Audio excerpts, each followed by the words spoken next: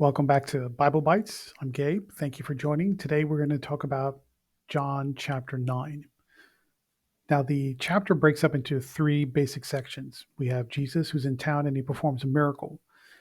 Then we have the aftermath of that miracle, where the recipient of that miracle gets called into question by the Pharisees and the Jewish leaders of that time because they want to validate that what happened is really a miracle or something else.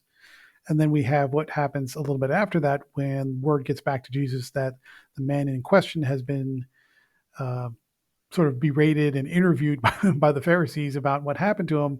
And then he basically says, "Don't worry about that. Here's what's really going on." So let's jump right in. The first part, and if you're following along, this is called, uh, for lack of a better term, Jesus healing the blind or a blind man. So Jesus is walking around town and he sees that this man has been begging really because he's blind. And he asked, "What's the deal with this guy?" And he said, "Well, this guy's been blind since birth. That's all he can do is beg. And there's nothing to be done about it. This is the way God made him." And Jesus said, "Hey, don't worry about it.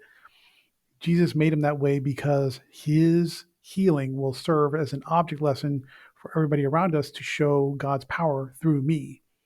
So Jesus kneels down, he spits into the dirt and the sand at his feet and makes a little bit of mud from his spit and the dirt, puts it on the man's eyes, and he says, "Go wash this off. And when you wash it off, you're going to be healed and you can see."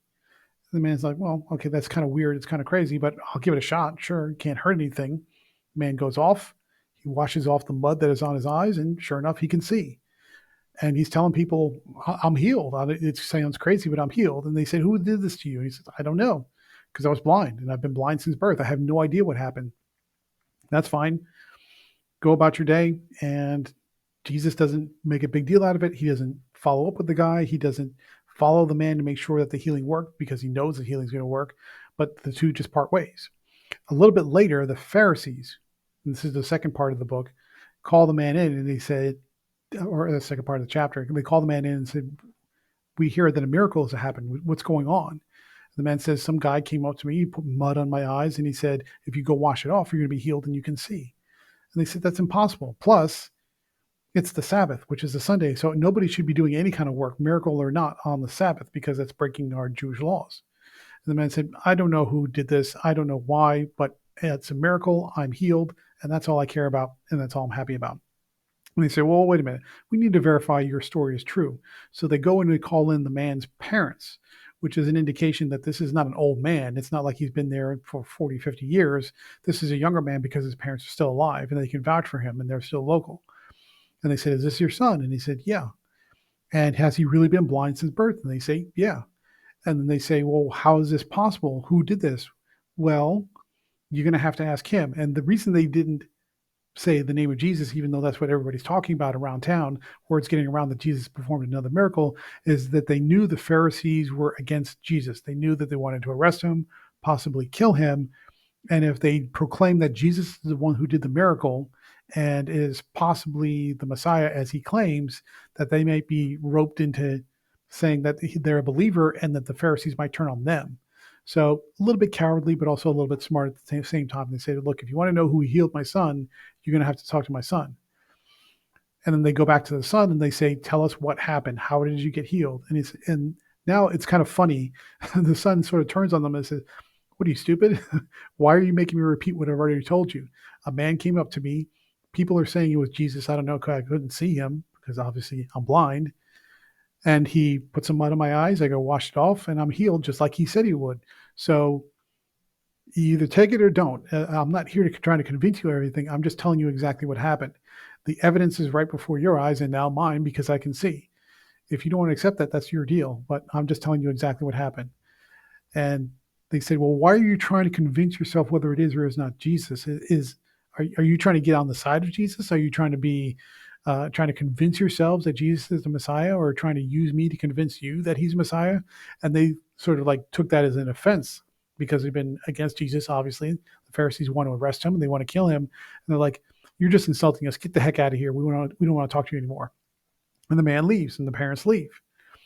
A little bit later, the man's walking around. Now you can see he's like sort of taking in the world and he's kind of in awe of what's going on. And he encounters Jesus again. He said, "Hey, Thank you for making me see again. I appreciate that, but they're after you, so you better be careful about what you're doing and why you're just kind of spreading these miracles around, because they're going to find a way to arrest you and kill you. And Jesus says, "Don't worry about it.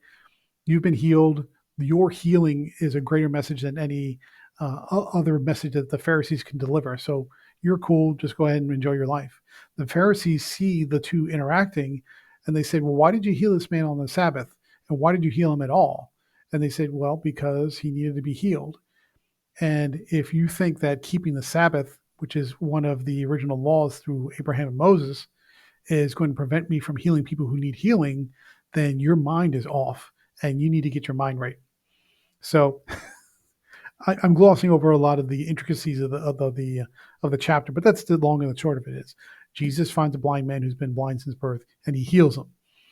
Later, the Pharisees bring the man in for questioning to say, "What's the deal? How did you get healed? It's the Sabbath. Nobody should be doing any work. What's going on here?" And he tells them the straight story. They bring in witnesses, which are the man's parents, to confirm he really was blind. And when they go back to the man again to say, "How are you really healed?" he said, "Look, I already told you the story. If you don't want to believe it, that's on you." And it gets a little heated and they kick him out. And then later, when the man is walking around town, just enjoying the fact that he can now see and he encounters Jesus, he says, "Thank you." And when the Pharisees now see the two interacting, they said, "Aha, is there something going on here? Was this a trick? Was this a scam?" And he said, "No, I healed them because they need to be healed. I healed them on the Sabbath because healing people is more important than obeying the ancient laws of the Old Testament. And if you think that one is more important than the other, you need to get your mind right and go about your business." And that's how we end the chapter. I'm glossing over the big details, but the idea here is the Pharisees over and over again have shown that they put more stock and more faith in obeying the laws, as though the laws were the most important thing to God and Jesus if they accept that he is the Messiah, which he was. And Jesus says, "No, that's not the most important thing. The most important thing is that we are here to share God's love and power with everyone. We're here to heal the sick. We're here to heal folks that have been wrestling with problems since, in some cases, since birth.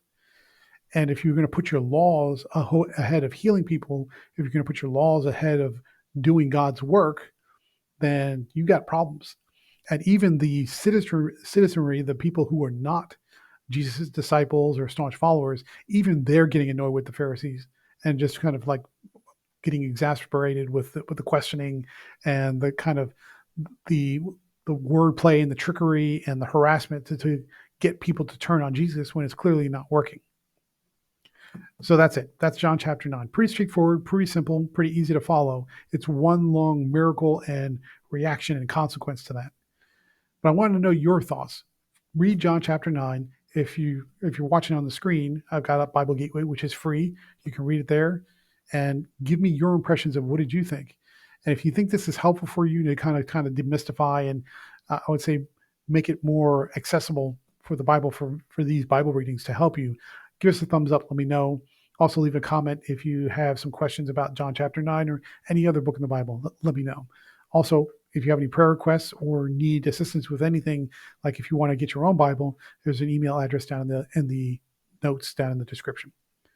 So let me know what you think about John chapter 9. Please read it for yourself and let me know if you read something different or you get something unique or special that we didn't cover in the video. Your impressions are just as important as mine, and I want to hear all about it. Thank you very much for joining. I'm Gabe. Thank you for watching Bible Bites. Have a great day. God bless you, and I will talk to you soon.